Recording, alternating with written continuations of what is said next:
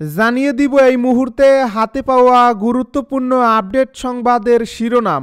শুরুতেই থাকছে ১৪৪ ধারার মধ্যেই সাতক্ষীরায় বিএনপির দুপক্ষের সংঘর্ষ, আহত ৪। আরও জানাবো রাজশাহীতে বিএনপি নেতাদের দখল ও চাঁদাবাজি। এদিকে বৈষম্য বিরোধী আন্দোলনের শিক্ষার্থীকে মারধর, যুবলীগ নেতার বাড়িতে হামলা। আরও থাকছে গাজীপুর আশুলিয়ায় শতাধিক গাড়ি ভাঙচুর ও অগ্নিসংযোগ। এদিকে সংস্কার প্রস্তাব নিয়ে সরকারের সঙ্গে বসতে চায় বিএনপি। সব শেষে জানিয়ে দিব সাবেক ২ নির্বাহী প্রকৌশলী সহ ১৩ জনের দেশত্যাগে নিষেধাজ্ঞা। শুনছিলেন হাতে পাওয়া গুরুত্বপূর্ণ আপডেট সংবাদের শিরোনাম, এবারে বিস্তারিত। তবে তার আগে অনুরোধ রইল ভিডিওটিতে একটি লাইক দিন এবং কমেন্ট করে জানিয়ে দিন ভিডিও সম্পর্কে আপনার মূল্যবান মতামত। আরও জানিয়ে দিন ভিডিওটি কোথা থেকে দেখছেন বা কোন জেলা থেকে দেখছেন। ১৪৪ ধারার মধ্যেই সাতক্ষীরায় বিএনপির দুপক্ষের সংঘর্ষ, আহত ৪। উপজেলা প্রশাসনের ঘোষিত ১৪৪ ধারার মধ্যেই সাতক্ষীরার শ্যামনগরে সংঘর্ষে জড়িয়েছে বিএনপির দুই পক্ষ। এতে ৪ জন আহত হয়েছেন। বুধবার বিকেল থেকে শুরু হয় সন্ধ্যা নাগাদ উপজেলার বংশীপুর এলাকায় দফায় দফায় এই সংঘর্ষ হয়। এর আগে বুধবার বেলা ৩টা থেকে সন্ধ্যা ৬টা পর্যন্ত দুপক্ষের উত্তেজনা ঘিরে পৌর এলাকায় ১৪৪ ধারা জারি করে উপজেলা প্রশাসন। শ্যামনগর উপজেলা নির্বাহী কর্মকর্তা রনি খাতুন বলেন, পরিস্থিতি শান্তিপূর্ণ ছিল, তবে সন্ধ্যার আগে বাড়িতে ফিরে যাওয়ার পথে একটি বিচ্ছিন্ন ঘটনা ঘটছে। এখন পরিস্থিতি স্বাভাবিক রয়েছে। বিএনপির উপজেলা ও পৌরসভার নতুন কমিটি ঘিরে টানা কয়েকদিন ধরে উত্তেজনা চলছিল শ্যামনগর উপজেলায়। উত্তেজনার মধ্যেই বুধবার উভয় কমিটি বিলুপ্ত ঘোষণা করেন জেলা বিএনপির সদস্য সচিব আব্দুল আলিম। বুধবার বিকেলে সদ্য বিলুপ্ত উপজেলা কমিটির সাধারণ সম্পাদক সুলাইমান কবির বাস টার্মিনাল এলাকায় শান্তি সমাবেশের ডাক দেন। এতে বাধা দেন সদ্য বিলুপ্ত কমিটির সভাপতি আব্দুল ওয়াহেদ গ্রুপের নেতাকর্মীরা। রাজশাহীতে বিএনপি নেতাদের দখল ও চাঁদাবাজি। গত ৫ আগস্ট বিকেলে সাবেক প্রধানমন্ত্রী শেখ হাসিনা দেশ থেকে পালিয়ে যাওয়ার খবর ছড়িয়ে পড়লে রাজশাহীর গোদাগাড়ী উপজেলার মাটিকাটা ইউনিয়নের হিজলগাছি গ্রামের দুলাল ঘোষ ও তার জামাতা কমল ঘোষের দুটি বাড়িতে দলবল নিয়ে হামলা করেন বিএনপি নেতা জয়দুল ইসলাম ফেন্সু ও তার লোকজন। তাৎক্ষণিক আধা পাকা বাড়ি দুটি গুঁড়িয়ে দেওয়া হয়। তার আগে ফেন্সু ও তার লোকজন দুটি বাড়ির জিনিসপত্র লুট ও বাড়ির আশেপাশের গাছগাছালি কেটে সাবার করেন। রাতারাতি দুটি বসত ভিটা ট্রলি দিয়ে চষে মাটির সঙ্গে মিশিয়ে দেওয়া হয়। এলাকাবাসী জানায়, জয়দুল ইসলাম ফেন্সু মাটিকাটা ইউনিয়নের ৪ নং ওয়ার্ড বিএনপির সদস্য। দুলাল ঘোষের মেয়ে শিবারানী ঘোষ বলেন, জমির সব কাগজপত্র আছে। বসত ভিটা গুঁড়িয়ে দেওয়ার পর আমরা উপজেলা নির্বাহী কর্মকর্তার কাছে অভিযোগ করেছিলাম। ইউএনও আমাদের আদালতে যেতে বলেছিলেন। সেনাবাহিনীও এসেছিল, কিন্তু দখলদারকে সরাতে পারেনি। বিএনপি নেতা জয়দুল ইসলাম ফেন্সু বলেন, জমিগুলো আমাদের। আওয়ামী লীগের আমলে জমি উদ্ধার করতে পারেনি। এই জমির কাগজপত্র আমার কাছে আছে। আমরা আমাদের জমি উদ্ধার করেছি। বৈষম্য বিরোধী আন্দোলনের শিক্ষার্থীকে মারধর, যুবলীগ নেতার বাড়িতে হামলা। সিলেটের কোম্পানিগঞ্জে বৈষম্য বিরোধী ছাত্র আন্দোলনের এক সদস্যকে মারধর করা হয়েছে। হামলার অভিযোগ এনে স্থানীয় ছাত্র জনতা উপজেলা যুবলীগের যুগ্ম আহ্বায়ক জুয়েল আহমেদের বাড়িতে ইট পাটকেল নিক্ষেপ করে বলে জানা গেছে। এ ঘটনায় বুধবার আহত ওই শিক্ষার্থী বাহাদুরপুর গ্রামের বাসিন্দা সোলেমান মিয়া বাদী হয়ে থানায় মামলা করেছেন। মামলায় জুয়েল সহ ৭ জনকে আসামি করা হয়। এর আগে মঙ্গলবার রাতে উপজেলার নোয়াগাঁও গ্রামের ওই যুবলীগ নেতার বাড়িতে ইট পাটকেল নিক্ষেপ করার ঘটনা ঘটে। এ মামলার এজাহারে উল্লেখ করা হয়েছে, যুবলীগ নেতা জুয়েল আহমেদ দীর্ঘদিন ধরে ভোলাগঞ্জ শাহ আরেফিন টিলা রাস্তায় পাথরবাহী গাড়ি থেকে চাঁদাবাজি করে আসছেন। এ নিয়ে বৈষম্য বিরোধী ছাত্রদের সঙ্গে তার বিরোধ চলছিল। মঙ্গলবার রাতে বৈষম্য বিরোধী আন্দোলনের সদস্য সোলেমান ভোলাগঞ্জ যাওয়ার পথে নোয়াগাঁও গ্রামে জুয়েলের বাড়ির সামনে তার উপর হামলা করে। গাজীপুর আশুলিয়ায় শতাধিক গাড়ি ভাঙচুর ও অগ্নিসংযোগ। শ্রমিক অসন্তোষে গতকাল বুধবার ফের অশান্ত হয়ে ওঠে গাজীপুর ও সাভারের আশুলিয়া শিল্পাঞ্চল। বিকেল থেকে রাত পর্যন্ত চন্দ্রা নবীনগর মহাসড়কের বিভিন্ন পয়েন্টে দফায় দফায় অগ্নিসংযোগ ও ভাঙচুর চালায় বেক্সিমকো ইন্ডাস্ট্রিয়াল পার্কের কর্মহীন কয়েক হাজার বিক্ষুব্ধ শ্রমিক।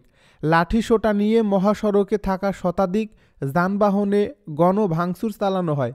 আগুন দেওয়া হয়েছে বেশ কয়েকটি গাড়িতে। এ খবর সংগ্রহ করতে গিয়ে হামলার শিকার হন ৩ সংবাদকর্মী। মাল ভর্তি ট্রাক ও যাত্রীবাহী বাসও আগুন থেকে রক্ষা পায়নি।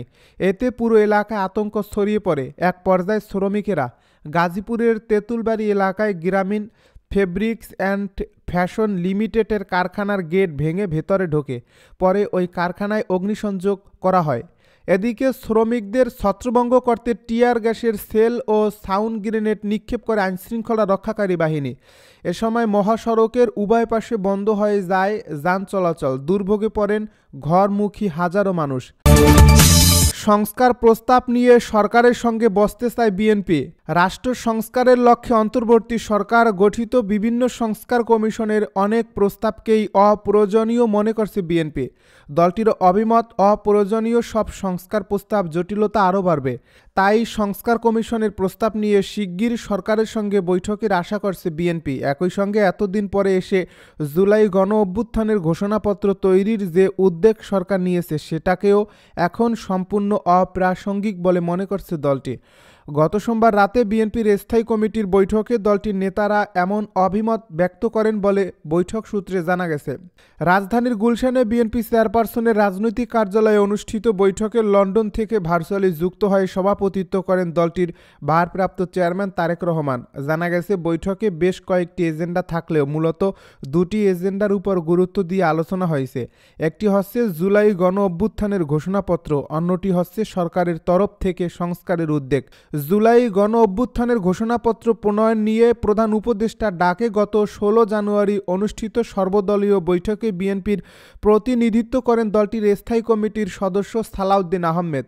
সেদিন বিএনপির তরফ থেকে প্রধান উপদেষ্টাকে যে বিষয়গুলো জানানো হয় স্থায়ী কমিটির বৈঠকে সেটা তিনি তুলে ধরেন। প্রধান উপদেষ্টার সর্বদলীয় ওই বৈঠকে ঘোষণাপত্র নিয়ে দলীয় অবস্থান তুলে ধরে বিএনপি।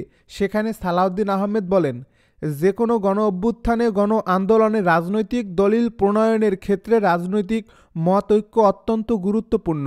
একই সঙ্গে এর আইনি ভিত্তি কী হবে সে ব্যাপারেও যথেষ্ট আলোচনা পর্যালোচনার প্রয়োজন আছে। জুলাই গণ অভ্যুত্থান এবং অন্তর্বর্তী সরকার গঠনের এত সময় পরে এসে কেন এই উদ্যোগ সর্বদলীয় বৈঠকে, সেটাও তিনি জানতে চান। বিএনপির স্থায়ী কমিটির এই বৈঠকে নেতারা বলেন, বর্তমান অন্তর্বর্তী সরকার গঠিত হয়েছে একটি ডকট্রিন অফ নেসেসিটির ভিত্তিতে। এখন 5.5 মাস পরে তারা যে ঘোষণাপত্র দিতে চান সেটি সম্পূর্ণভাবে অপ্রাসঙ্গিক। এখন এটার আর প্রয়োজনীয়তা আছে বলে তারা মনে করেন না। যদি তারা সেই সময় এ ধরনের কোনো ডিক্লারেশন দিত সেটি নিয়ে তখন হয়তো একটা রাজনৈতিক মতৈক্য তৈরি হতে পারত, কারণ সবাই তখন ফ্যাসিবাদী আওয়ামী সরকারের পতন চেয়েছিল। এ বৈঠক প্রসঙ্গে বিএনপি নেতারা আরও বলেন, ফ্যাসিবাদের পতন হলেও দেশ ও সরকারকে অস্থিতিশীল করতে তাদের দোসরদের নানামুখী ষড়যন্ত্র অব্যাহত রয়েছে। এর বাইরেও দেশে বিতর্ক সৃষ্টির নানা চেষ্টা আছে। এর আগে সংবিধান বাতিল করার দাবি এসেছে, কেউ কেউ বিদ্যমান সংবিধানকে ছুঁড়ে ফেলার কথা বলছে। এর পরপরই জুলাই গণ অভ্যুত্থানের ঘোষণাপত্রের বিষয়টি সামনে চলে এসেছে। রাজনৈতিক মতৈক্য না হলে এটিও এক ধরনের বিতর্ক বিশৃঙ্খলা তৈরি করতে পারে। সাবেক 2 নির্বাহী প্রকৌশলী সহ 13 জনের দেশত্যাগে নিষেধাজ্ঞা। পিরোজপুরে এলইজিডির উন্নয়ন প্রকল্পের 100 কোটি টাকা আত্মসাতের অভিযোগে তদন্তের সুবিধার্থে সাবেক নির্বাহী প্রকৌশলী আব্দুস সত্তার হাওলাদার ও সুশান্ত রঞ্জন রায় এবং 2 প্রকল্প পরিচালক সহ 13 জন কর্মকর্তার দেশত্যাগে নিষেধাজ্ঞা দিয়েছে স্থানীয় সরকার মন্ত্রণালয়। 15 ডিসেম্বর উপসচিব কামরুজ্জামান স্বাক্ষরিত ওই চিঠিতে ওই 13 কর্মকর্তার বিদেশ গমনে নিষেধাজ্ঞা জারি করে ইমিগ্রেশন বিভাগে ব্যবস্থা নিতে অনুরোধ করেন। সম্প্রতি বিষয়টি ফেসবুকে ভাইরাল হয় এবং বুধবার প্রতিবেদকের হাতে এই তথ্য আসে। নিষেধাজ্ঞা পাওয়া অন্য কর্মকর্তারা হলেন এলইজিডির প্রকল্প পরিচালক আব্দুল হাই, আদনান আক্তার আজম, সিনিয়র সহকারী প্রকৌশলী আরিফুল ইসলাম, উপসহকারী প্রকৌশলী আবুল কালাম, রুবায়েত তালুকদার প্রমুখ। এ বিষয়ে জানতে পিরোজপুর এলইজিডির নির্বাহী প্রকৌশলী রঞ্জিত কুমার রায়কে ফোন দিলে তিনি তা রিসিভ করেননি। তবে এলইজিডির ঠিকাদার খোকন মিয়া ও আইয়ুব আলী হলুদ অসৎ কর্মকর্তা কর্মচারীদের শাস্তির আওতায় আনার জন্য সরকারকে ধন্যবাদ জানান।